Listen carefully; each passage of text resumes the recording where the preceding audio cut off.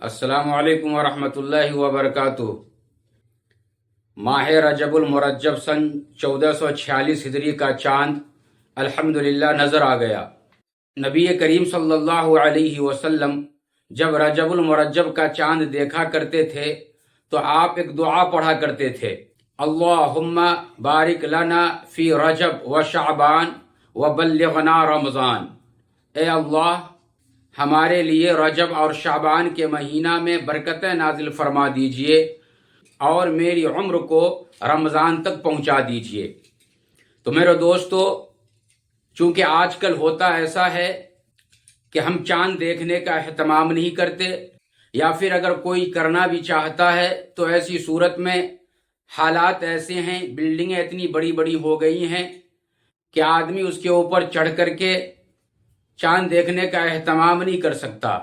یا پھر ان کی خود کی مصروفیت اس طریقہ پر بڑھ گئی ہیں کہ چاند نہیں دیکھ سکتا۔ بہرکیف کوئی بھی وجہ ہو چاند نہ دیکھنے کی، لیکن علماء کرام نے بیان فرمایا ہے کہ اگر آپ کسی وجہ سے چاند نہ دیکھ سکے رجب کے مہینے کا، اور پھر اس کے بعد جب بھی آپ کو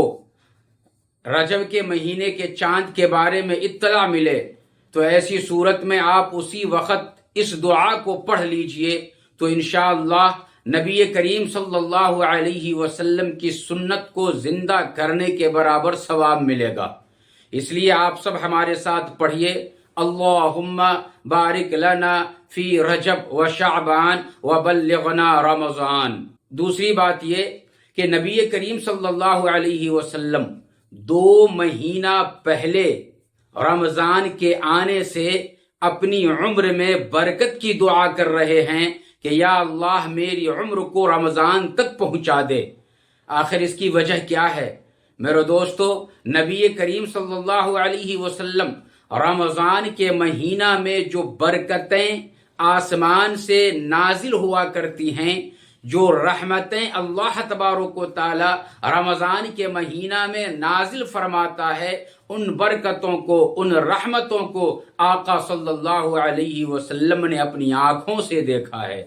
ہم اور آپ اپنی ظاہری آنکھوں سے ان برکتوں کو نہیں دیکھ سکتے، ان رحمتوں کو نہیں دیکھ سکتے، لیکن اللہ تبارک و تعالی نے نبی کریم صلی اللہ علیہ وسلم کی آنکھوں کے اندر وہ چیزیں عطا فرمائی تھیں جن کی وجہ سے آپ ان برکتوں کو دیکھا کرتے تھے۔ یہی وجہ ہے کہ ان برکتوں کے اوپر جب نظر پڑتی، جب آپ دیکھتے، جب آپ کو یاد آتا کہ رمضان میں وہ برکتیں نازل ہوتی ہیں، تو آپ 2 مہینہ پہلے سے ہی تیار کر لیا کرتے تھے اپنے آپ کو، اور اپنی عمر کے تعلق سے دعا کیا کرتے تھے کہ یا اللہ میری عمر کو رمضان تک پہنچا دے۔ اس سے ہمیں یہ بات بھی معلوم ہوتی ہے کہ ہم میں سے اگر کوئی شخص بیمار ہو تو ایسی صورت میں انہیں چاہیے کہ وہ ابھی سے اپنے اندر وہ طاقت پیدا کرے، وہ قوت پیدا کرے جس کی وجہ سے وہ اپنے آپ کو رمضان کے لیے، روزہ رکھنے کے لیے تیار کر سکے۔